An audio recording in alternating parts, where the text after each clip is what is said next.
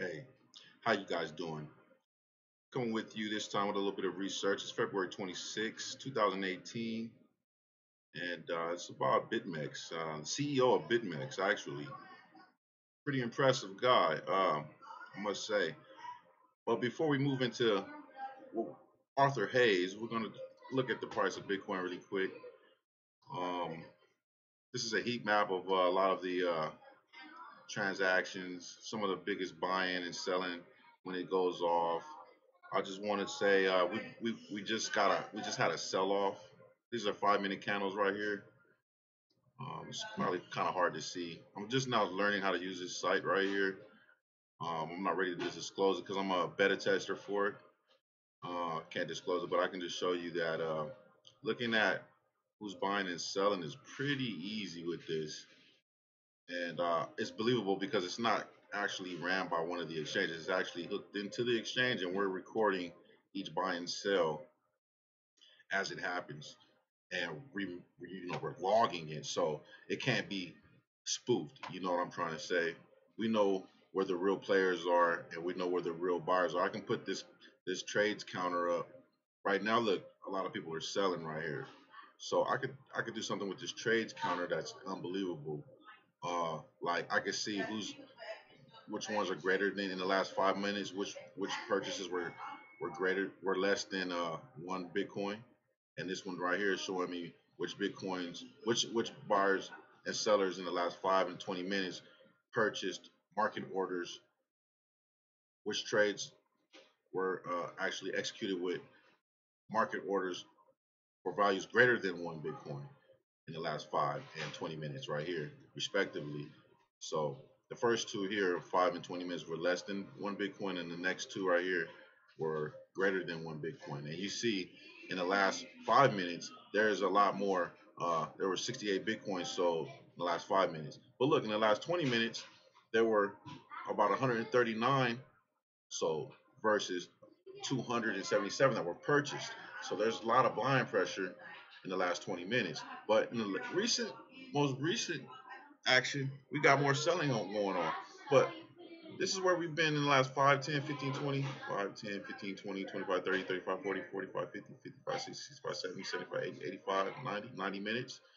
Interesting. I was just right here. I guess that was an hour ago. Wow, that's interesting. I was just looking at the price fall, and then it kind of went back up to the $200 mark and went all the way down here. I haven't been really watching the price, but anyway, let's get into what I made this video for here. So, Arthur Hayes, I got some content for you guys. I just want to get it out. We're going to talk about Arthur Hayes. Obtained his bachelor's in economics at Wharton School of Business at the University of Pennsylvania in 2008. Subsequently, he moved to Hong Kong, where he worked as an equities derivatives trader for Deutsche Bank, and Citigroup for 5 years. Okay, Arthur made markets in Hong Kong and Singapore stock exchanges on 50 plus exchange traded funds, ETFs. Making markets is what he does basically. So January 2014, Arthur, along with two other individuals, began building BitMEX, okay, Bitcoin Mercantile Exchange. The aim was to create an exchange where commercial hedgers, Bitcoin miners like myself, and professional traders like myself can trade Bitcoin derivatives. Arthur uses experience in trading in the traditional financial markets to help create a professional Bitcoin derivatives exchange. Okay, BitMEX opened its doors in November 2014 and is fast becoming an exchange where professional investors trade Bitcoin and cryptocurrency derivatives. Okay, email them here if you would like that. Anyway, okay, let's head over here to some of the CNBC recordings. Is this the year where people get educated? Is this the year where people start to actually understand what cryptocurrencies are? I think it's the year when people get a first inkling of why they should get involved. And there's been millions of people who've got involved in the Bitcoin industry over the past 9 years. And now we're finally having organizations like yourselves have people talking about cryptocurrencies on a daily basis. So the attention being showered upon the industry by the media is obviously leading more and more new people to get involved. And now they're just starting to learn what all these different coins and tokens really are. Now, it seems to me that the cryptocurrency as a space has received a lot more legitimacy, if you like, by the creation of Bitcoin futures over the last few months, but it needs a lot more before it's accepted by the mainstream and before you see some of those big dollars coming in from the institutional markets. What is it going to take to get to this point, if indeed we can get to this point? Is it regulation in the space, and what form would that take to make it successful? I think what really holds back financial intermediaries from entering this space is that it's very difficult for them to actually hold Bitcoin at the same time meet their fiduciary obligations to the people that hold money with them. So how do you ensure a bearer asset that can be stolen electronically? That's something that needs to be solved. How do you custody these assets? Are there third-party custodians who are willing to accept this responsibility on behalf of large banks and asset managers? So until you really have those types of products, it's going to be very tough for a large bank or asset manager to go, full head over heels into this space, which is why products like the CME and CBOE dollar-settled futures contracts are great for these types of players, and hopefully exchange-traded funds in the US and other jurisdictions will also allow them to actually get exposure to the industry, but not actually touch the underlying crypto coin. Arthur, can you explain something to me? Why do I need to understand blockchain technology? I don't need to understand how money is being transferred, say, through MoneyGram, how it is transferred from one place to another. I don't need to own Ripple in order to effect that transfer. So ultimately, people are jumping on the bandwagon. They're buying these cryptocurrencies because they think it goes up in value. And that really has no bearing whatsoever on blockchain technology or on the technology surrounding all of these sort of cryptocurrencies. Well, a real blockchain that is decentralized, distributed, does not have one point of failure, needs a token like Bitcoin or Ethereum or Ether to ride on the rails. Otherwise, why would someone give computing power to upkeep this network? So blockchains without a decentralized crypto coin on top of them are just a centralized database, and I would agree that there's nothing novel about that. What makes Bitcoin and other crypto coins novel is that now we have a medium of exchange that is not controlled by one central party.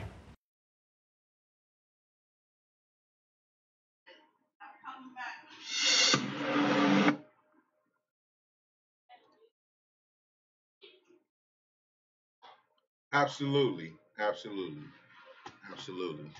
I just want to agree with what he said about, you know, not, a lot of these blockchains not having a decentralized network to actually ride the rails on. I mean, there's not one central point of failure with Bitcoin. Bitcoin is actually, if you look at my description, I go into detail where I talk about what a real true blockchain is. It's Bitcoin. So Bitcoin is programmed to decide which blockchain contains valid transactions. The user of Bitcoin Core only accepts transactions for that blockchain, making it the blockchain that everyone else wants to use. It is these users who keep blockchain decentralized. They individually run their own Bitcoin Core full node. That's what's needed.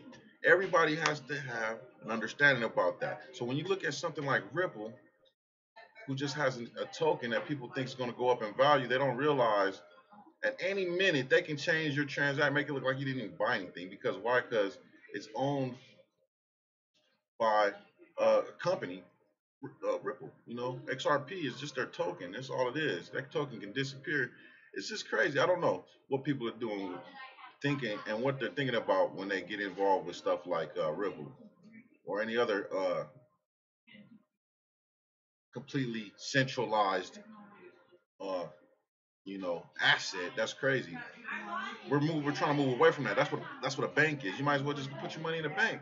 That's crazy. That's really what you need to do. Next thing I'm gonna do is I'm gonna go and we're gonna play really quick iTunes. Okay, this right here is the let me go right here. All right, we're not going to talk about this. This is a old article. Okay, I don't know if he's short the government. That's kind of funny that they would say that. But over here on iTunes, there's a thing on Flux by Alex Lloyd George. Okay, and this is a lady she does interviews at what looks like Forbes magazine or Forbes tech venture capital section, okay? Venture cash section right here. All right, and they're going in and interviewing um, the CEO of BitMEX, okay, which is Arthur Hayes. Okay, now I have this actual interview. I think she tapes all her interviews of this article. So what I don't know if this article may be excerpts from the audio podcast, whatever we want to call it here. I'm just going to go ahead and play this. All right, from iTunes. Okay, and you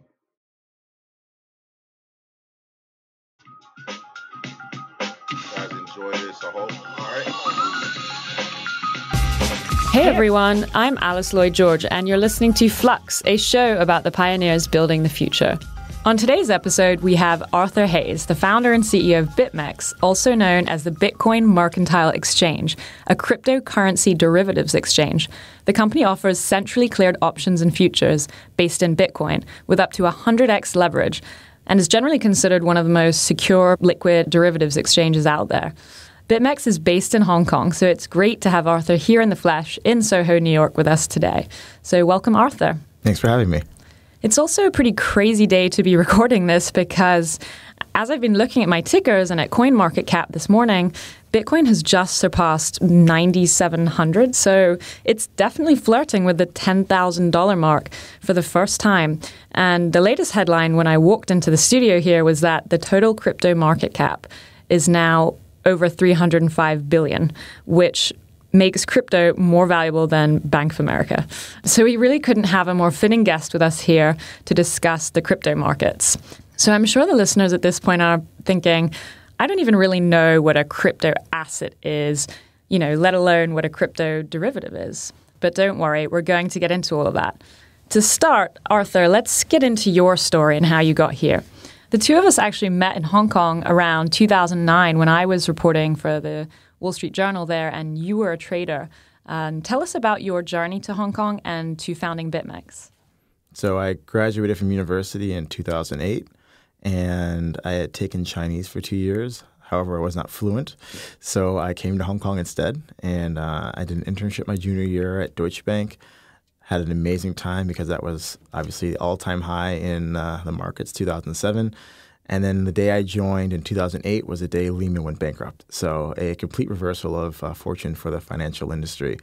I worked for Deutsche Bank for about 3 years on the exchange-traded fund trading desk. I was a market maker on the Hong Kong and Singapore Stock Exchange. And I also did a bit of index arb across different equity indices in Asia. And then I moved to Citibank to do the same thing. And in 2013, which now is very fortunate, I was told to pack my bags and leave. Was that due to the division shutting or just? I think the CEO had some 10,000 jobs that were cut, and obviously it's last in, first out. So I was the youngest guy on the desk, so obviously I was cut. Then I began my journey to Bitcoin. I think I had heard about it on Zero Hedge first in April 2013. Zero Hedge. When we went to 250 on the Silk Road pump, and then obviously I think there was the charges brought against it, and it dipped. So I read the white paper when I now had some ample free time to do whatever I wanted, and I researched how to trade the thing. And so I sent my first $1,000 to MT Gox and started arbitraging between futures exchanges. There was one called ICBit and 796 at the time, and then spot exchange arb as well. And so that's basically how I paid my rent for 6 months. So how much were you making in this day? So Bitcoin was around 250. The exchanges were not very well established. I guess you're using, is ICBit still going? No, they shut down, I think, in 2015. Okay. Did you get the $1,000 you sent to Mt. Gox back again? Was that? I luckily was able to get out before they went down. So I remember I tried to close an arb out, and I sent them a withdrawal request, waited 2 weeks, emailed them asking where my money was. they said, oh, we have this really long queue for getting your money back. I was like, okay, well, what can I do to speed this up? I said, okay, you can give us 5% of the notional of what you're withdrawing, and we can speed it up. I'm like, well, to myself, I'm like, that sounds really dodgy, but at this point, 5% is better than 0. So I'll I pay the bet haircut. everyone wishes they had made that calculation. But I still didn't get the money. So I waited in line for another week, and then I saw China was at something like a 40% premium. So I withdrew my money in Bitcoin from MTGOX. I sold it for renminbi in China, and then I walked the money across the border. Wait, what? Like physically? Yes, physically. So you can walk 20,000 renminbi across the border. So Did you do it with iPhones like strapped to your body? No. I was within the legal limit. Just me and some friends went over for lunch one day, and we all had a brick of cash to bring back with us. You went to Guangzhou? To Shenzhen. Oh, Shenzhen. Got on the bus. So I started doing that for a bit, and then decided that I wanted to do a real business around Bitcoin. Mm-hmm. And so I know derivatives. There wasn't really a good offering at the time, so I thought I could create a better exchange. What was the community like at that time? I mean, when you left Citi, were there a lot of people in Hong Kong you could talk to about crypto? Like, how did you educate yourself? Was it all online? Were there good meetups? What was the sort of environment? I don't think I went to a meetup until 2014. I literally just went on, I think it's Bitcoin Wiki and Reddit and just read about all the different exchanges. I opened accounts with as many exchanges as I could. I got hacked. I lost Bitcoin. All the things that happened to people, especially back in 2013 when you really had no idea. You send a bank wire, you're freaking out thinking the exchange is going to go down and they stole your money, or you put in the wrong character in the bank wire and then it doesn't arrive and like, well, am I going to get my money back? How many of these things were enforced error, like Arthur accidents versus like exchange security? I mean, it's just you learn crypto common sense. Not that you did anything wrong, but you can see why it was very easy for someone to steal from you. And so you learn that very quickly after losing tens of thousands of dollars on those sort of errors. So, but that's part of the game. So that was the landscape. And then what convinced you to start this company as you were looking across all the things you could do?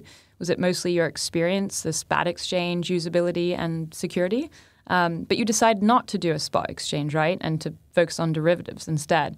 Maybe you can explain why you decided to do that. Yeah. So if you look across the trading floor at a bank, the guys and women who drive the fast cars, have the nice watches, have the big houses are not the guys and gals who trade cash products, meaning buying and selling physical stocks, buying and selling spot FX, buying and selling physical bonds. It's the people who are selling and trading derivatives on that because you can put a lot of leverage on it. You can put some nonlinear exposures on it. And the banks make a disproportionately percentage of their money from the trading of derivatives, but not actually trading of the physical asset. So if I looked across the exchange landscape at the time, I saw a lot of exchanges in the spot game. Even today, that's still extremely profitable. And on an absolute revenue basis, spot exchanges are still the top earners. However, how much do you think they're making, the big ones, on a guess? Anywhere between $1 to $6 million a day in revenue. So they're for like a Bitstamp or something like that. Yeah, Bitstamp maybe not so much, but if you look at the top Korean exchanges, Bitfinex, and then some of the Japanese exchanges, you can definitely see them easily over the $1 million mark a day. In profits? Profits, I think exchange profitability is anywhere between 80 to 95% profitability. Not that hard to run if you build it right. Correct. And people are running them pretty poorly, and they're still making a lot of money. So it just speaks to the demand out there for this new asset class. But I think that over the long term, spot trading is something that is easily becomes a commodity. And if you look at spot FX, no one makes money trading spot FX unless you're a large bank and you are ripping people off hundreds of basis points to do currency transactions or at the airport. But the liquid spot markets is not where banks make the money. And I guess from a regulatory perspective in terms of getting your license, it's harder, right? Because you're actually touching the asset versus not touching the asset. Correct. So you're dealing with banks, which is the biggest cost center for any spot exchange is all the operational work around handling other people's money. You worry about your bank shutting you off because you're dealing with a high volume of wires. If you have possible KYC AML lapses, that could impact the bank that banks you, so which is why they do not like to take Bitcoin and cryptocurrency companies. And then in sort of a 5 to 10 year view, why doesn't a bank just offer this themselves? If they see that a client of theirs is making $100 to $500 million of revenue a year, and they're the critical component of that exchange, then why don't I just do that business if I'm already in a spot FX trading business? Obviously, a bank can figure out how to do Bitcoin custody and deal with the risks around that. But if you're making that kind of money, you can afford to get hacked a few times. It doesn't really matter. Okay, so it's 2014 and you decide a derivatives exchange is the way to go. Tell me about your two co-founders. How did you find them and how did you convince them to do this? I found them in Hong Kong through various circles. Ben Dilo, who is a person responsible for our amazing trading engine, I found him through a mutual colleague. And I had approached his colleagues, hey, you want to do a Bitcoin derivatives exchange? He's like, well, I have a wife and kids, so not really. But why don't you go speak to Ben because he's really interested in Bitcoin. So I got in touch with him. I met him for a beer at Red Bar in Hong Kong. I explained the idea. He was like, yeah, that sounds like something I want to do. And he was leaving a bigger institution to do it? Yeah. So he's worked at various hedge funds and investment banks over his career doing HFT systems. And then for the web and servers side, I found Sam Reed, who was a CTO at a startup at the time, and he was a big altcoin trader doing some arbitrage on the side. And so I found him through a mutual contact, and I pitched him this idea of a derivatives exchange, and was able to convince these guys that this is something we should do. And we started building it in January 2014. And how long did it take? So we went to a public beta in 6 months via a trading game. I think we gave away around $5,000 for people to just come on board, trade in a testnet environment, and whoever made the most fake Bitcoin got a prize. But it was based on the futures contract set it on a real world price of Bitcoin. So that was a good testing. Then we did another about 5 months of testing after that, and we went live in November of 2014. So based on what you've said in the past, you initially thought Bitcoin would be adopted by the legacy financial institutions. And perhaps that's catching up with us now. But at the time, you wanted to create a Wall Street type contract with low leverage. But you found that the market was actually retail traders who wanted high leverage and wanted to speculate. Tell us about that decision to pivot away from legacy financial institutions to retail investors. So we went live in November 2014. The price of Bitcoin dropped about 50% from that level by January of 2015, and then spent the next 8 or 9 months between $200 to $300. Very, very low volatility. It was a very, very tough time to make any sort of money. So if you're offering a low leverage product in an asset that's fallen about 90% since the high of 2013, expecting banks and other large financial institutions to get involved, they obviously were nowhere to be seen. We were doing no volume, making no money, and spinning our wheels. So we said, well, there's obviously a very fervent community of retail traders. Let's build the best casino that we can build. So in terms of who's playing in this futures casino geographically, tell me a bit more about the current user base. Are they mostly in Asia? Is it Europe as well? And to be clear for listeners, BitMEX is not legally available to US-based traders. So about 25% of our volume comes from China and South Korea, and then smattering of European countries. We have Eastern Europe features prominently in our client list. But really, right now it's the Koreans. They're driving this whole rally across all exchanges. They have just taken to Bitcoin like nothing I've ever seen in terms of a country. And what they do have is they have a more open financial system. They have the fastest internet in the world, the highest percentage of people who are connected to the internet, and the highest percentage of people with smartphones. And they have about 2 decades of cultural experience dealing with virtual assets, starting with gaming goods like swords and spells or whatever, and some of these role-playing games. Skins. Yeah, skins. Yeah. South Koreans were trading these for real money decades ago. So culturally, they understand digital assets. So if you're moving to digital money, it doesn't really take a big leap for them to get involved, which is why they are now deriving the whole ecosystem. I mean, I always wonder with that, when we talk about, the killer apps and use cases of crypto, why there hasn't been more gaming-related crypto assets and tokens. I mean, there's been a few. The Opskins guys just did an ICO, but it seems like that would be a natural place to start. What do you think? I think that it will happen. I mean, Tencent owns Supercell, so they're in China, so they're probably not going to be able to add a cryptocurrency to their gaming market. But I could definitely see how cryptocurrencies for Korean and Japanese gamers could catch on very quickly. So let's have a quick look at the interface here and talk about the user experience. Tell me what I'm seeing. If I'm the average client, this is my screen. What am I looking for? We've got the prices going crazy here and things are flashing. What's your average trader doing when they log in? So the average trader is probably looking for our Bitcoin versus US dollar product because that's the most liquid product that we have. And they want to get in and they want to get out. So they have a view on which way they think the market's going. They like the fact that we offer very high leverage. And so they're placing an order, so a limit order, or a lot of clients now that we're very liquid can place market orders with a little bit more safety. So if they think the market's going up, they're going long. If they think it's going down, they're going short. Mm-hmm. So they can go both directions. It's not really a long only or long sell only market. Mm-hmm. And there's about 15 or so products on the site. Yeah, I mean, the majority of the volume is our Bitcoin US dollar swap product.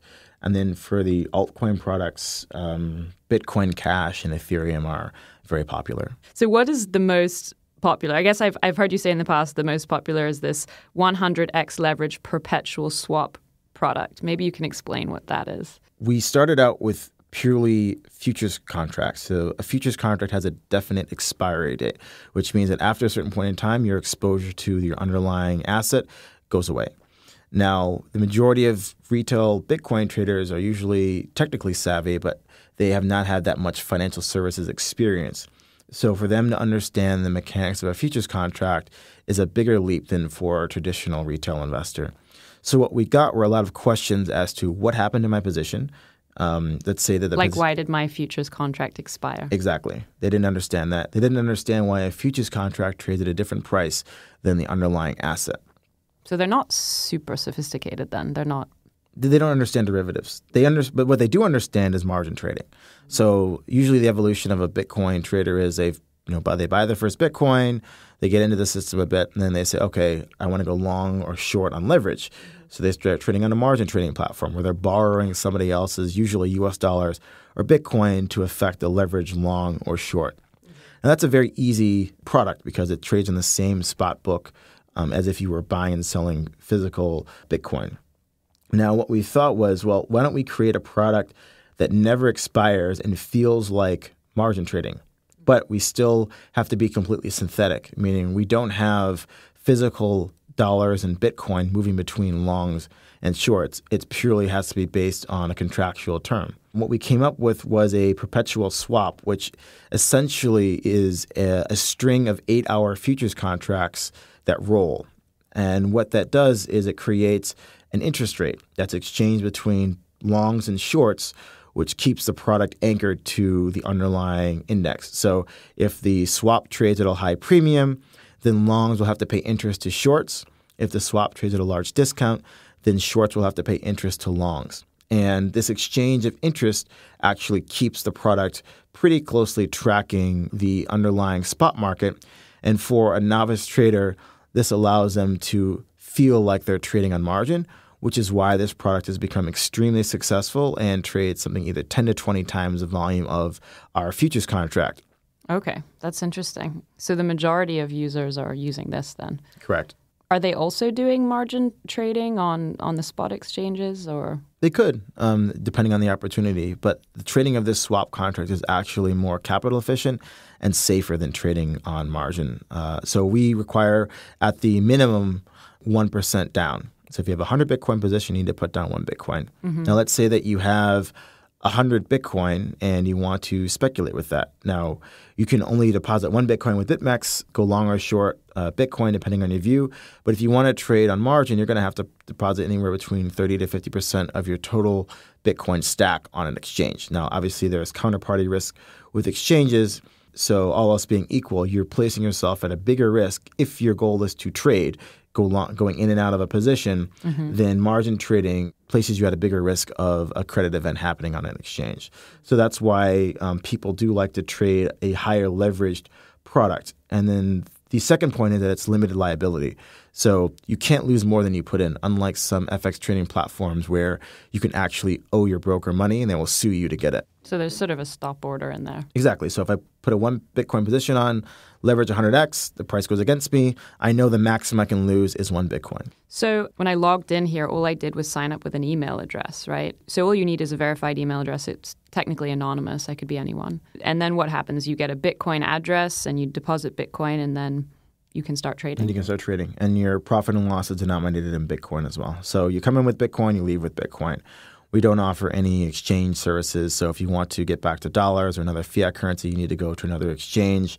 Or if you want to exchange Bitcoin for another cryptocurrency, you also need to go to another exchange. And can you say what sort of depth of order books you're seeing now? So, I mean, our Bitcoin US dollar product is the most liquid trading instrument of any exchange around the world. So I think today I did $2 billion US dollars of turnover on it.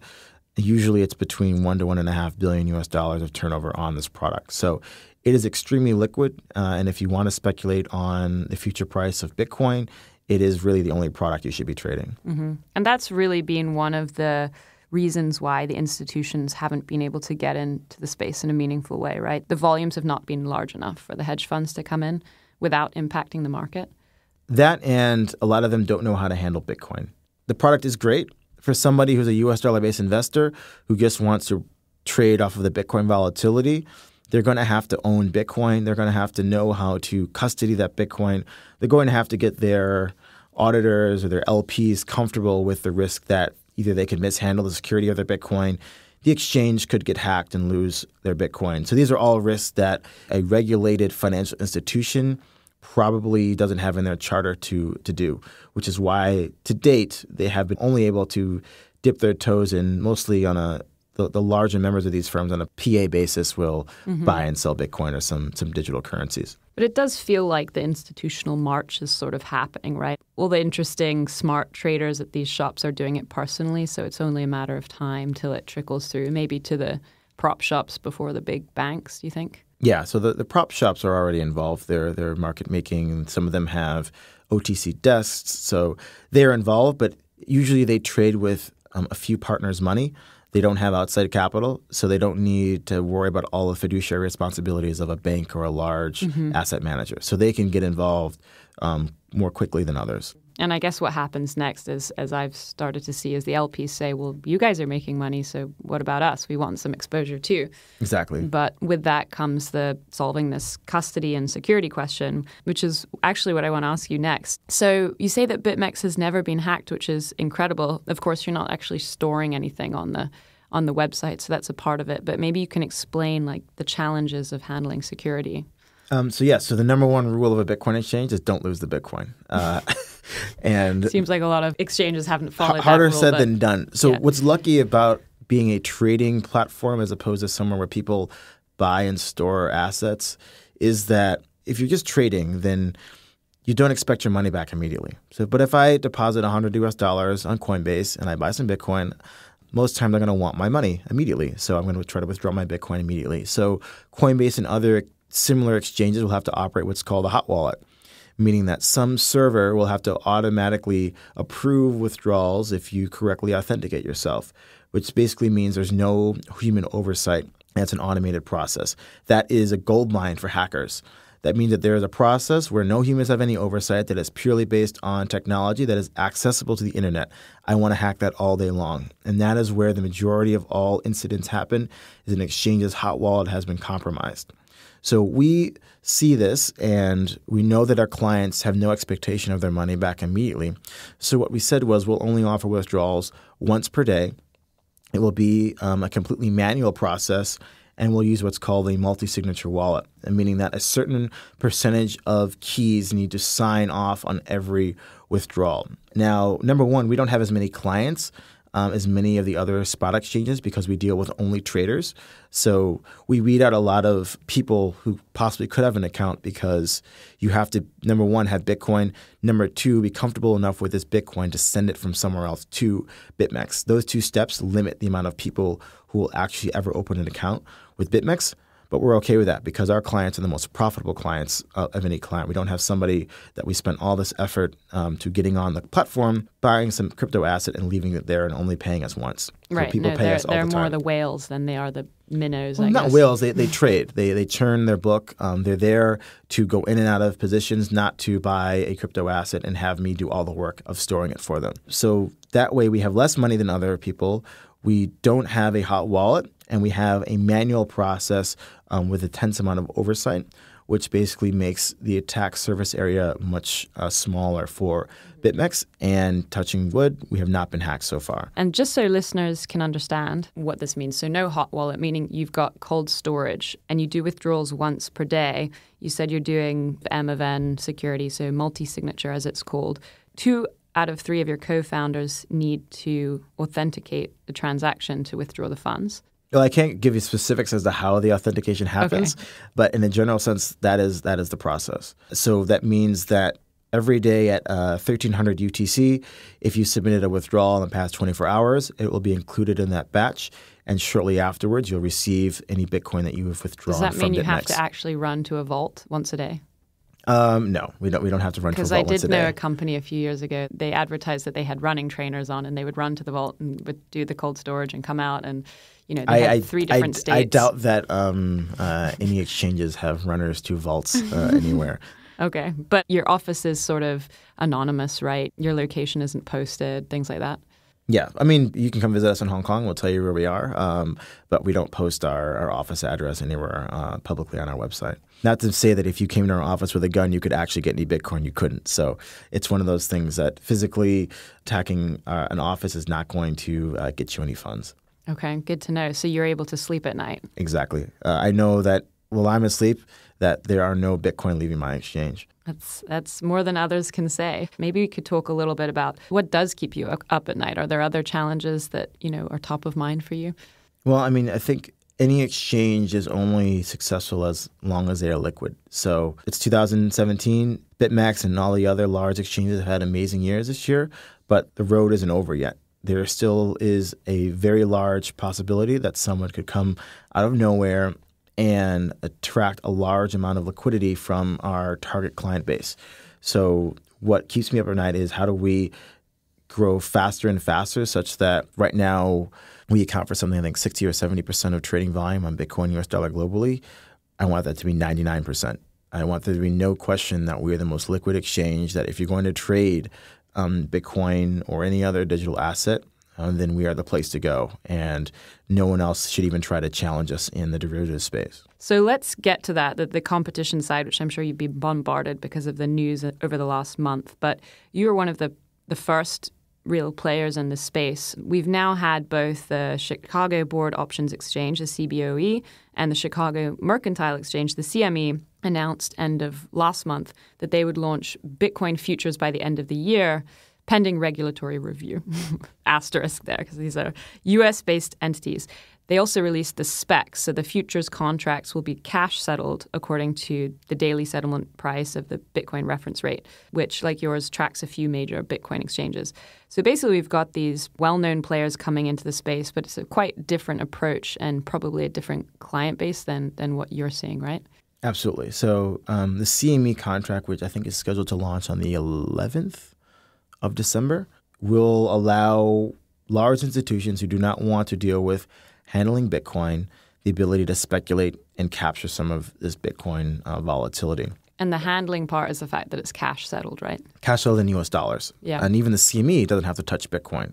So if you look at the specs of this product, they didn't change anything. All they did was replace S&P 500 with Bitcoin versus US dollar, created an index with crypto facilities, and launched a product. That's why they're able to get a product out before the end of the year without having to get additional approvals, because they actually really haven't changed the fundamental nature of their futures exchange, which obviously has some very big issues with regards to the way Bitcoin trades. I guess one thing that confuses me, and I was reading a great piece by Matt Levine, the Bloomberg columnist, on this. And he was saying, if you buy an oil futures contract on the CME and you hold it when it expires, then someone actually hands you 1,000 barrels of oil at the end of that contract. If you buy a Bitcoin futures contract now and you hold it when it expires, nobody is handing you the 5 Bitcoins. And so what I can't understand is that if you're buying Bitcoin futures, you're probably doing that because you think Bitcoin will go up, that you have some fundamental belief in Bitcoin or whatever the crypto asset might be. And if you think that it's going to go up, it's probably because you think it's going to be more widely adopted, a good store of value, whatever it is, an alternative to the current financial system. But if you thought that, why wouldn't you just buy and hold the Bitcoins? His argument is that you're buying the futures because deep down you actually prefer the existing system. Obviously, there's the risk aspect we talked about of actually holding it and handling it. But do you agree with that people are just trying to sort of get the exposure without actually holding any of the crypto? This gets to a little bit of like the true believers versus not true believers. I mean, for a large financial institution, they shouldn't be true believers in any asset. An asset is a price and a volatility and a correlation with other assets. Bitcoin is negatively correlated with most assets, has high volatility, and has been one of the best performing assets of human history. So in that respect, a financial manager has to consider this in a universe of assets. Does not have to have a view as to whether or not it is a sustainable asset class. It doesn't really matter. If you're trading a 1-month futures contract or a 6-month futures contract, will Bitcoin be above zero 6 months from now? Probably. It could be very close to zero, but it probably will be above zero. So I don't think that a trader needs to believe in Bitcoin or Ether or needs to believe in even the S&P 500. It doesn't really matter. It's a price, a volatility, and a correlation at the end of the day. And you make money whether it goes up or down, right? Absolutely. You know, a lot of people that start in crypto, they start playing around and then they make a little bit of money and then they're like, well, maybe I should read into this. And then they start studying it. And then people often become true believers once they start studying it and realizing they can make money. Where would you put yourself on that spectrum? Are you interested in the sort of underlying technology revolution, the sort of social revolution and all the philosophical battles, or do you try and stay clear of that? Yeah, I think I do believe in the financial privacy aspect of cryptocurrencies. I don't know which currency is going to succeed. I think there's going to be winners in each vertical. You know, you have the anonymous coins, you have the coins trying to be money, you have coins, you have stable coins, you have protocol coins, you have decentralized computer coins. So there's all these different value propositions for a token or a cryptocurrency. I just believe that as a whole, we have a whole new way of sending value between computers. We have a whole new way of dealing with issues regarding privacy.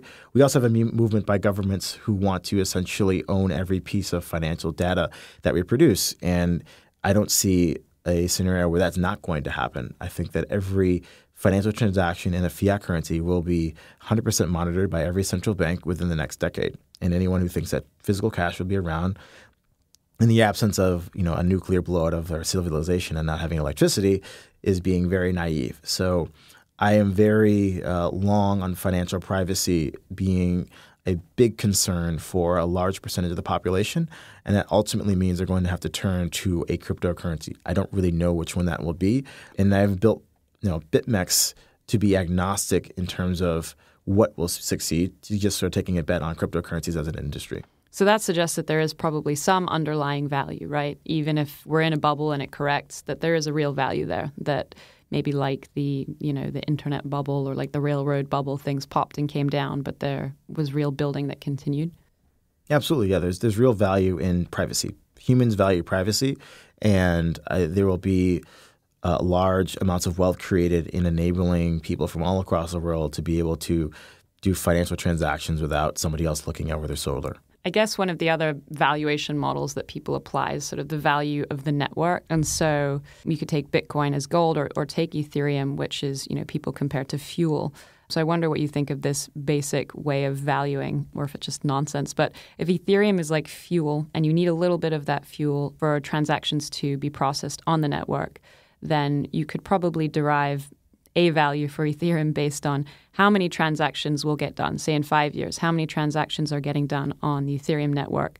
Multiply that by however much fuel is required.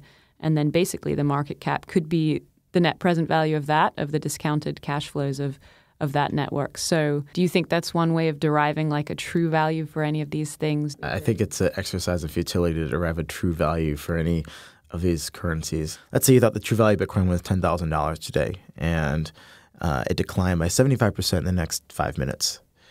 How strong of a conviction are you on that? Probably not.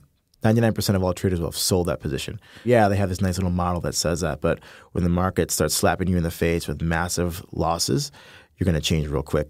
So I think people need to look at this on a more of a time horizon. I have a time horizon. Mm-hmm. These are the levels where I think it makes sense to own it. This is the level where I think it makes sense to sell it, and taking a more nuanced approach. Now, that being said, if you were somebody who bought Bitcoin, sub $100 or a few pennies and years ago, that takes a lot of mental conviction to hold a position that long in the face of a lot of uncertainty. And they at say some that point, Joe Lubin still hasn't sold any of his Ether, right? Exactly. So that just points to I'm not a fundamental investor. I'm a trader at the end of the day. So I trade things. I don't invest in things. And do you think that the futures markets and what CBOE and CME are about to do will help the ecosystem, will help smooth out volatility? Initially, because of the way these contracts are structured, they will actually increase the volatility of Bitcoin. But at the end of the day— How does that work? So let's take the example. The CME contract is closed over the weekend. So for 2 days, the price closes on Friday, reopens Sunday night, just like any Globex futures contract. And it has a 20% limit up or limit down, meaning the contract over a 24-hour period cannot trade 20% above or 20% below where it closed, I think Friday, the last London 4 p.m. time. So in the situation, let's take the Bitcoin Cash situation. Price of Bitcoin dumps 30% between Friday and Sunday. The CME contract opens limit down, so no one can trade. So from the exchange's point of view, you could possibly have a situation where you immediately open the exchange and a certain subset of traders are instantly liquidated because they don't have enough collateral to cover the loss on that contract. And so this is a volatile event, especially if the CME attracts significant open interest on their product. You could see some interesting things happening on the spot and the physical markets. You also have the fact that half of the exchanges in their index are extremely illiquid and have severe technical problems with handling even the load of today on their exchanges. So you could definitely see a situation where a malicious actor would DDoS the exchange and move the price before one of the settlement periods to affect how the futures contract trades or how brokers have to liquidate some clients. So it's going to be very interesting to see. This sounds like a very scary future. It's not scary. It's a short-term future. It's the market. It's Bitcoin. And I think people have been lulled into complacency with the market keep going up every day. They don't really understand that this is an extremely volatile asset. It's not constrained by national borders, and there are people out to do whatever they can to make money, which includes nefarious things against exchanges. Well, they're going to have a lot to handle, I guess, when they get into this in a week or 2 weeks. So it will be interesting to watch.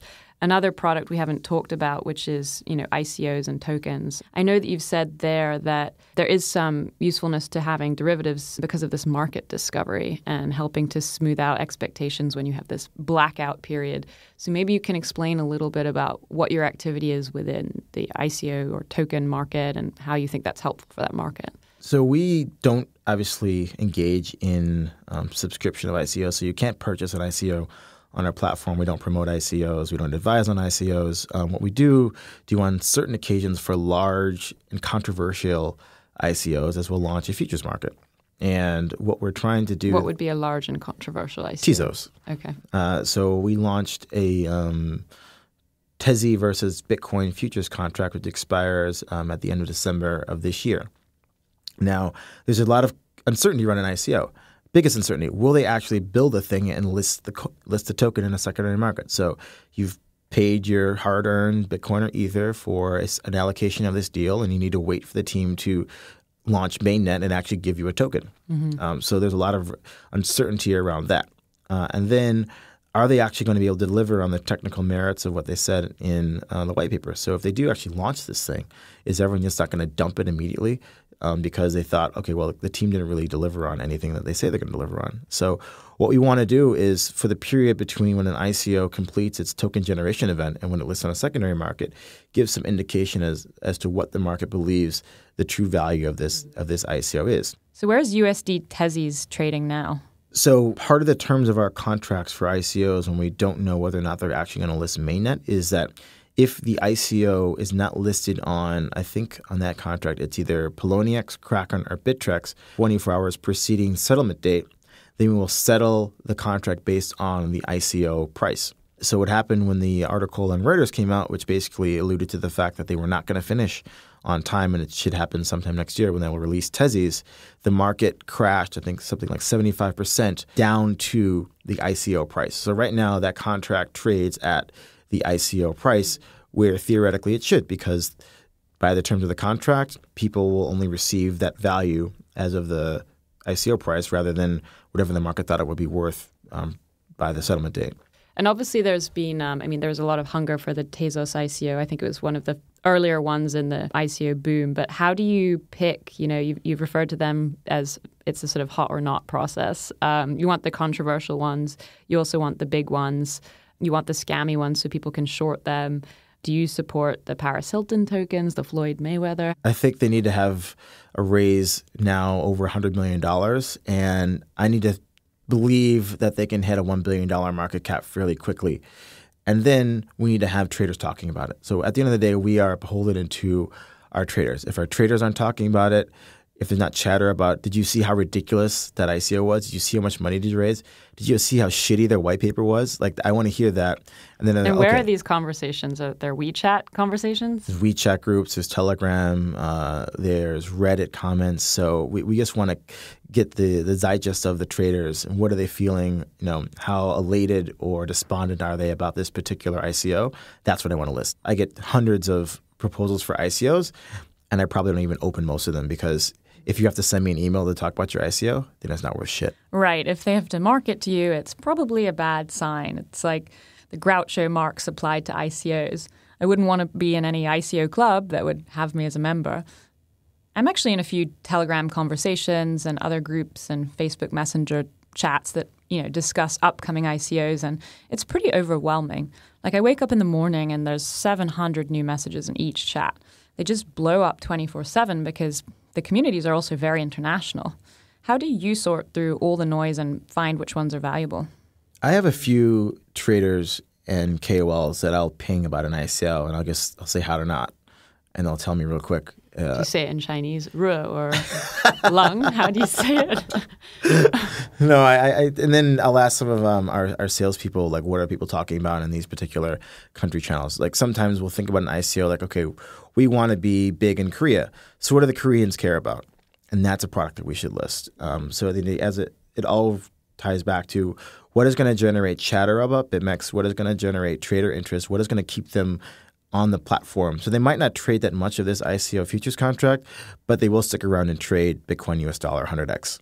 And the profits and losses, they're in Bitcoin, right? Everything's in Bitcoin. Correct. Well, given that so much of the ICO markets are funded by Ethereum, would you consider using Ethereum as collateral? So we're actually looking at expanding BitMEX to take other forms of crypto collateral, and we are actively looking at how to accept Ether as collateral.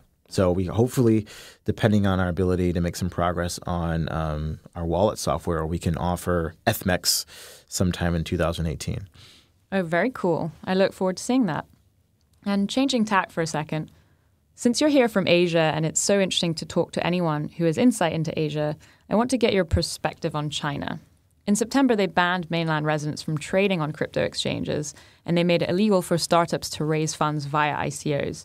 Bitcoin prices fell, Ether prices fell, and then ultimately everyone just shook it off. It was like the crypto markets had been punched in the face, and then everyone realized, well, ultimately blockchain and crypto are still decentralized and autonomous, and that Chinese crypto companies can just up and shift to other places. Are you seeing that? Companies relocating out of China? Or what changes have you seen? So, the large Chinese exchanges are all refocusing their efforts to crypto-only exchanges, and mostly they're moving down to Hong Kong to rebase their operations away from Beijing. Now, that's not to say that they won't reopen in China later. Everyone sort of assumes that China will follow the similar playbook that they follow with every other new industry. They let there be intense competition for a while.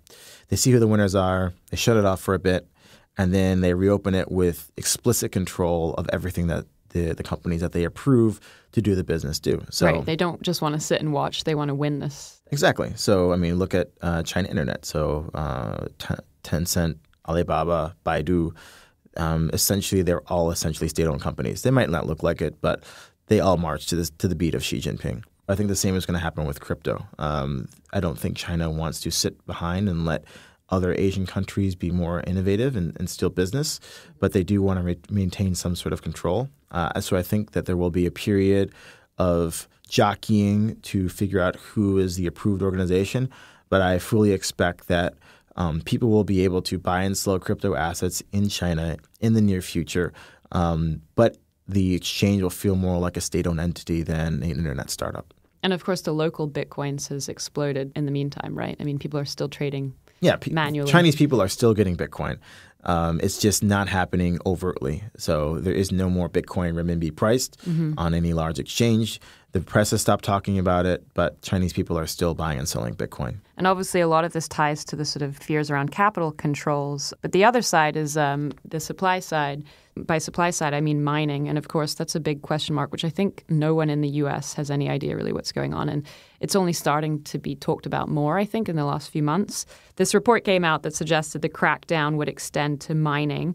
The state-run Sichuan Electric Power Corporation distributed this circular, which said that grid-connected hydropower stations had to stop supplying low-cost electricity to Bitcoin mining operations. That report was then debunked, but there have been these other reports that say the miners are considering moving their operations overseas, Vietnam, Laos, Russia.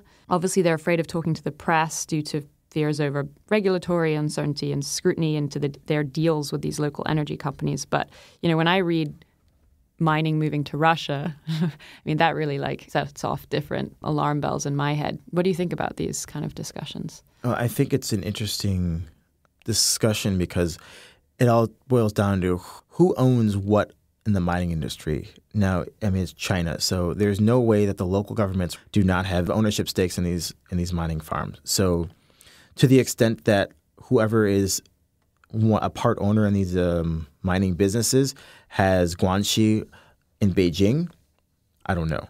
Or how high up does ownership go of these mining companies? Are there pull-up bureau members who, through their networks, have ownerships in Bitcoin mining businesses? I would have to think that they have to. If I'm a miner, I know that I need to pay off the government. It's just how you survive. So I would think it's probably an interesting... Hard to extricate yourself from that. Right. And I don't think that China is going to stop the mining of Bitcoin. Because if they wanted to shut it off, they would have done it already. They shut off the exchanges, which to a certain extent some people claim is they don't want a bunch of grannies losing all their money on Bitcoin and starting social unrest. That's what they really care about. Capital controls, I mean, H&A Anbang and some of these other large conglomerates do more money laundering than a Bitcoin company can do. But it's really about they don't want a large number of people losing money very quickly and then causing social unrest. And that's probably why they shut down the exchanges for a while. They'll let it cool off, and then they'll reopen it with a more Chinese characteristics. Going into one new area that relates to this is Bitcoin Cash and Bitmain and sensitive territory, the fork territory. It seems like every time you bring up forks in public, like you're going to get shot in the head by someone. What I wanted to ask there is, it seems like you have a strict policy that's stated on your website here about forks, which I'll just read. So BitMEX does not agree with contentious hard forks and does not accept the manner in which Bitcoin Cash was forked or the lack of preparation or notice before the fork. We consider this a dangerous action that imposes unacceptable costs on end users and businesses. However, months after the fork, it is clear this coin still has value and popular demand, so we've decided to credit Bitcoin at the prevailing Bitcoin Cash price. Do not expect future coins to be credited in this way. BitMEX reserves the right to credit forks or not. So maybe you can just explain sort of what that means. So basically, any time there's a hard fork, it imposes a lot of responsibility and risks on a wallet provider and an exchange. Now, in a perfect world, anyone who wants to essentially just airdrop their coin using the Bitcoin network will... And what is that? What does airdrop mean? Meaning if I own Bitcoin, I get a certain number of coins of whatever this new thing is. So for Bitcoin Cash, it was if you owned a Bitcoin as of the certain block, you received 1 Bitcoin Cash. Now, that's all fine and well if they include strong replay protection, meaning that by broadcasting transactions on either chain, you can't essentially leak these coins. And so from an exchange perspective, you need to spend time with your wallets to make sure that in your normal business operations, you will not leak your client's new coin.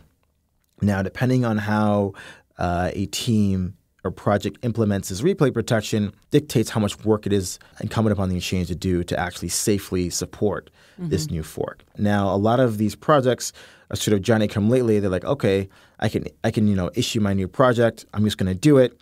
And I expect all the exchanges to all of a sudden spend all their time making sure that they can support my new coin.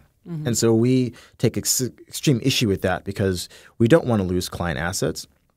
And so we've made a very hard stance on the fact that we want projects to give exchanges sufficient time to be able to properly and safely support their hard fork, which is why our policy is if you do want a hard fork or a airdrop or any other token that's based on you owning Bitcoin to receive it, withdraw your Bitcoin from BitMEX before the X date, split your coins, and then come back and trade with us. And it seems like most companies did that. I mean, ahead of the August fork, Coinbase also put out warnings. It seems like most people knew that they should probably withdraw their crypto from the ecosystem while there was a risk of a fork in place.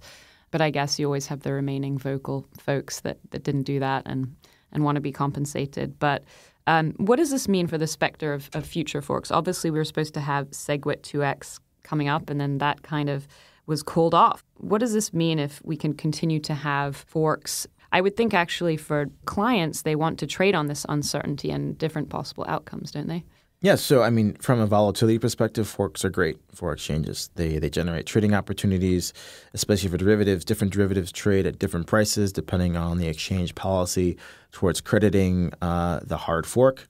I think people over subsequent hard forks now know that BitMEX position is we will not give you the hard fork coin. And so people have been withdrawing Bitcoin before the X date if they want to receive the fork, and they understand the position that we are taking.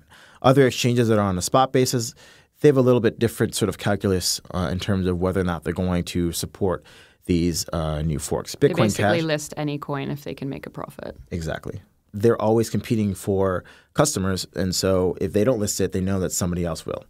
And so how did you handle the SegWit 2x? Was there a lot of trades around that? What I had seen was that 85% of miners were signaling the intention to push hash power towards SegWit 2x. But there were also these other markets, which maybe you can explain to me, these chain split token markets, which function like futures. And they showed the opposite. They showed 85% support for the 1 megabyte chain and only 15% support for the SegWit 2x chain. That fork was meant to happen November 15th, creating potentially maybe temporary, maybe permanent 2 blockchains. It didn't happen. So what kind of trading activity did you see around that? And did your contracts mirror these chain split tokens? So Bitfinex released their chain split token. It was immediately obvious that there was not widespread support for SegWit 2x because SegWit 2x was essentially putting a gun to the head of Bitcoin, saying we're not going to implement replay protection because SegWit 2x is the real Bitcoin.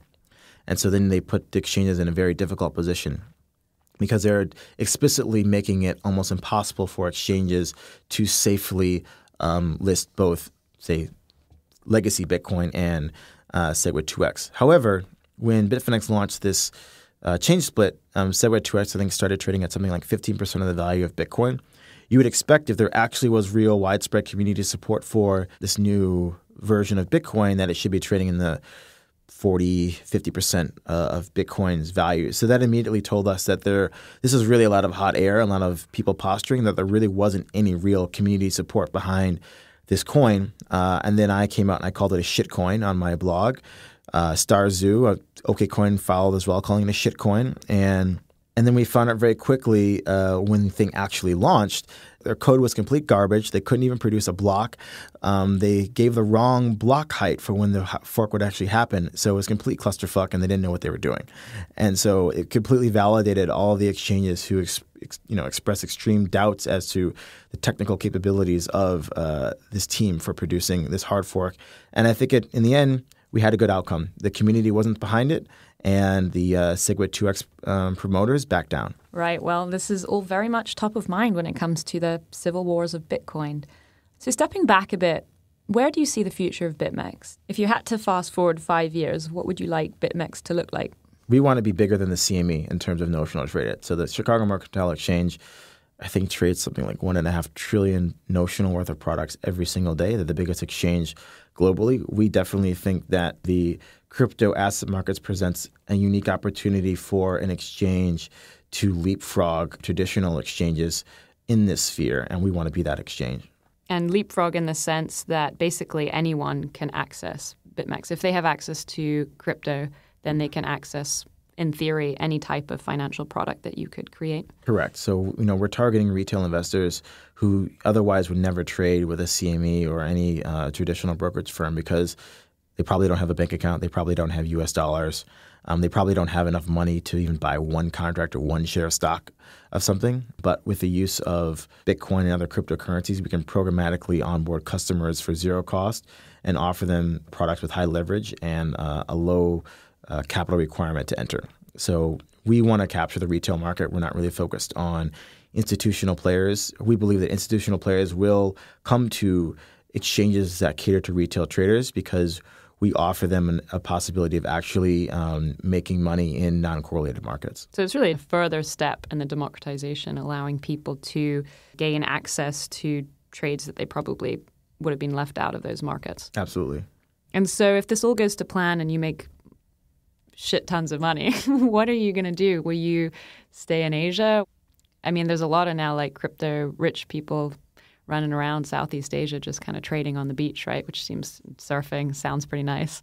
I guess you probably know some of those people. What is like the environment out there and what would you like your life to look like? I think I like my life right now. I play squash, I go skiing, go to yoga every day. So, I love Hong Kong.